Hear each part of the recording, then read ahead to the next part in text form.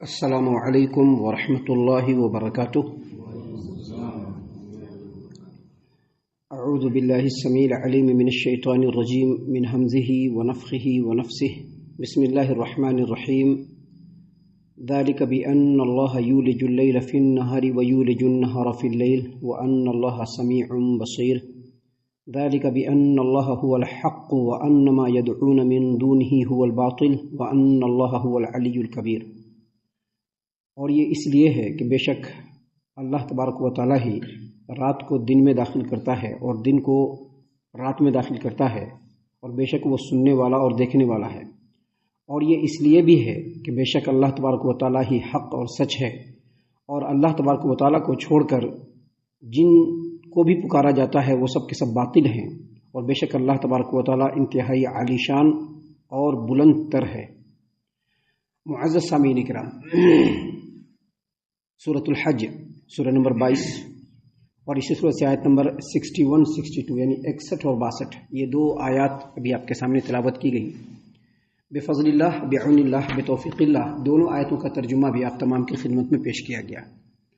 سامعین کرام، اس سے پہلے جو آیت کریمہ یعنی آیت نمبر 60 جو آپ کے سامنے کل آپ کے سامنے اس کی تلاوت کی گئی تھی، اس کا ترجمہ اور تفسیر پیش کیا گیا تھا، اس میں دین اسلام کی ایک تعلیم آپ کے سامنے پیش کی گئی تھی۔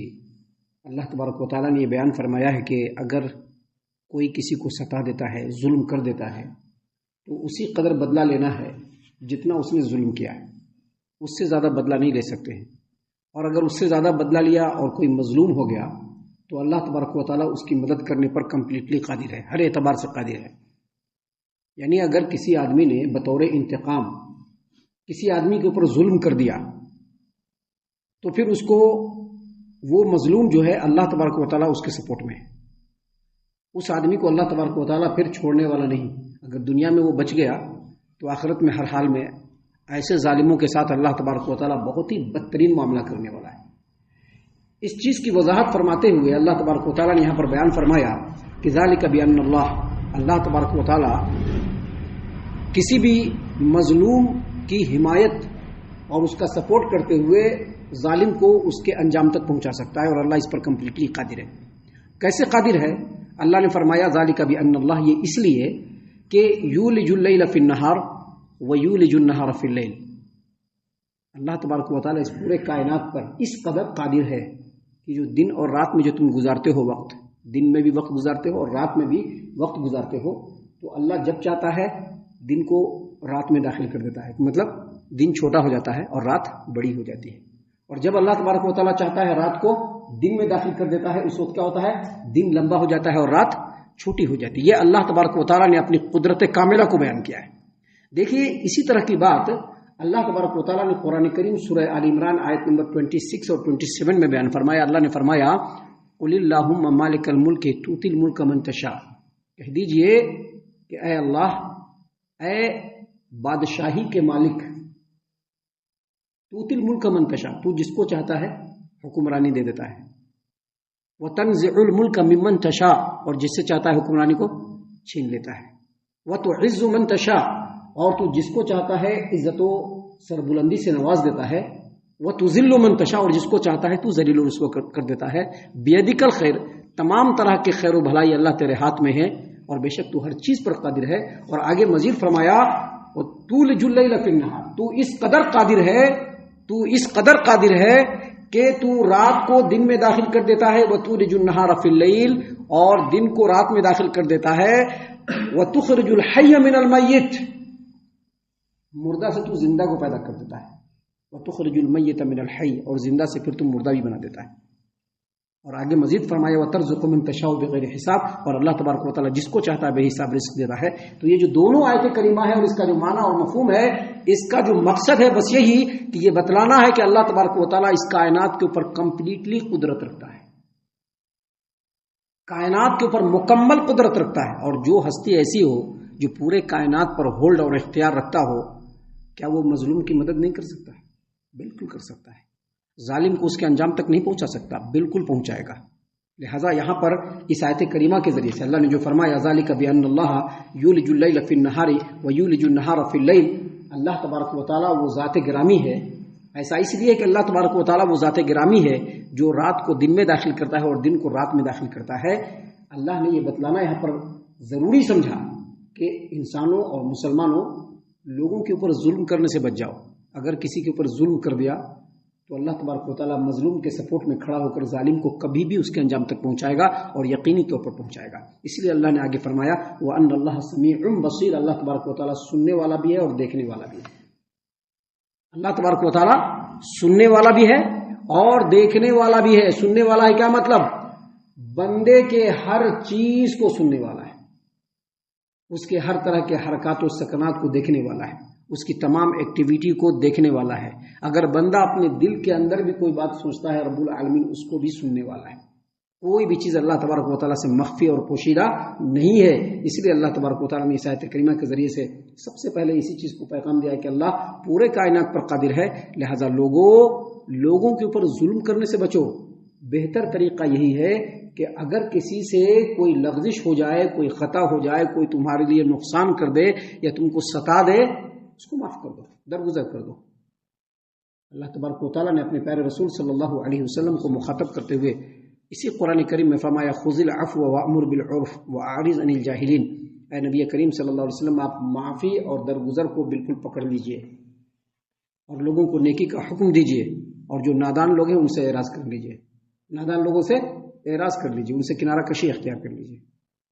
تو اگر کسی کی طرف سے کوئی ظلم بھی ہو جائے، کوئی ستا بھی دے، تو ایک مومن مسلمان کی جو شان ہے وہ یہی ہے کہ فوراً اس کو معاف کر دے۔ اسی چیز کو اللہ نے بتلایا، اگر ایسا نہیں کرے گا تو اللہ تعالیٰ ہر چیز پر قادر ہے اور اللہ تبارک و تعالیٰ ظالم کو اس کے انجام تک پہنچا دینے والا ہے۔ آگے مزید اللہ تبارک و تعالیٰ نے فرمایا ذالک بأن اللہ هو الحق، اور یہ اس لیے بھی ہے کہ اللہ تبارک و تعالیٰ ہی حق ہے۔ حق ہے مطلب اس پورے کائنات پر کمپلیٹ اختیار اللہ تبارک و تعالیٰ کا ہی ہے۔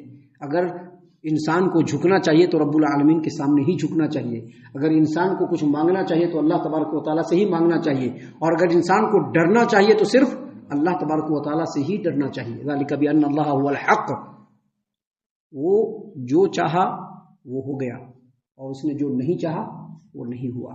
وہ جو چاہے گا وہی ہوگا اور وہ جو نہیں چاہے گا وہ نہیں ہوگا۔ ذالک بأن اللہ هو الحق، اس لیے کہ وہی اللہ تبارک و تعالی حق ہے۔ اور آگے مزید فرمایا وَأَنَّمَا يَدْعُونَ مِن دُونِهِ هُوَ الْبَاطِلُ، اور اللہ تبارک و تعالی کو چھوڑ کر جس کو بھی پکارا جاتا ہے وہ باطل ہے۔ یعنی اس آیت کریمہ کا مقصد بھی اور اس کا مفہوم بھی اور بتلانے کا اور یہاں پر نازل کرنے کا مقصد بھی یہی ہے کہ لوگوں کو معلوم ہو جانا چاہیے کہ اللہ تبارک و تعالیٰ ہی برحق ہے، وہی معبود ہے، وہی سچا معبود ہے۔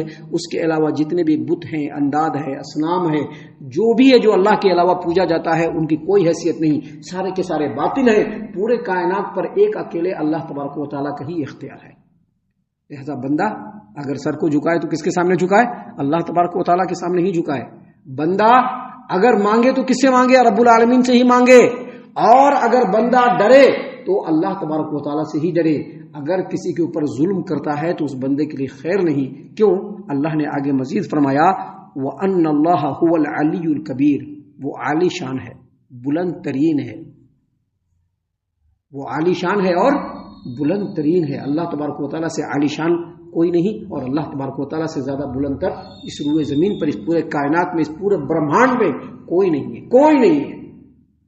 اللہ تبارک و تعالیٰ نے اسی بات کو قرآن کریم آیت الکرسی آیت نمبر 255 سورۃ البقرہ میں اللہ نے فرمایا وَهُوَ الْعَلِيُّ الْعَظِيمُ، وَهُوَ الْعَلِيُّ الْعَظِيمُ، وہ بلند ترین ہے اور عظیم ترین ہے، اس سے زیادہ عظیم اور اس سے زیادہ بلند کوئی ہے نہیں۔ اللہ تعالیٰ نے قرآن کریم میں مزید فرمایا وَهُوَ الْكَبِيرُ الْمُتَعَالُ، وہ بڑا ہے اور عالی شان ہے، اس سے بڑا اور اس سے عالی شان کوئی نہیں ہو سکتا۔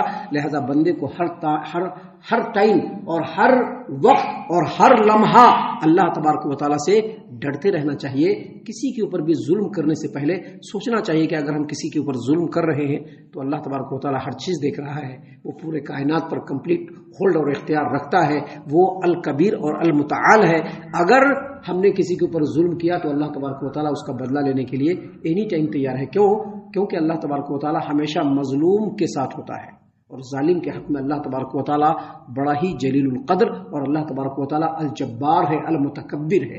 ہم اللہ سے دعا کرتے ہیں کہ اللہ تعالیٰ ہم تمام کو ان تمام باتوں کے اوپر خوب غور و فکر اور تدبر کرنے کے ساتھ ساتھ ان باتوں کے اوپر عمل کرنے کی بھی توفیق عنایت فرمائے، آمین۔ اللہ تعالیٰ ہم تمام کو صحیح معنوں میں پکا سچا مومن مسلمان بنائے، اللہ اور اس کے رسول صلی اللہ علیہ وسلم کی اطاعت و فرما برداری کرنے والا بنائے، صحابہ کرام رضی اللہ عنہم کے طریقے پر چلنے والا بنائے، جنت الفردوس میں جگہ عطا فرمائے۔ اے اللہ ہم تمام کو جہنم سے پناہ دے، اے رب العالمین ہم تمام کو جہنم سے پناہ دے، اے مالک الملک ہم تمام کو جہنم سے پناہ دے، آمین یا رب العالمین۔ وما علینا الا البلاغ المبین۔